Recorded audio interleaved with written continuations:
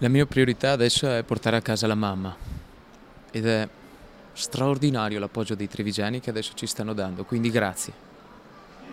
Grazie. Lei non deve stare là. È il nostro sangue e lei torna.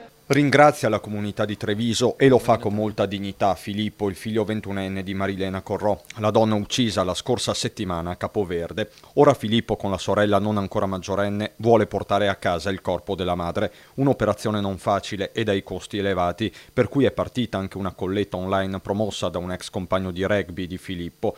Questa è la petizione che sta girando in queste ore su tutti i social. L'autopsia sul corpo di Marilena ha evidenziato i segni dell'aggressione mortale, per cui si trovano in carcere due italiani, il 48enne Gianfranco Coppola, accusato dell'omicidio, e Pierangelo Zigliani, 68, suo complice. E Filippo si appella anche alle autorità pubbliche perché accelerino le procedure di rimpatrio. Io spero che aprano gli occhi. Io lo spero. Perché non ha parole questo evento. Io non posso descrivertelo, ma ti dico solo che mi hanno tolto il mio amore. E resta quell'ultimo messaggio partito da Capoverde, l'amore di una madre e una promessa. Schietta amore, aspettami perché sto tornando.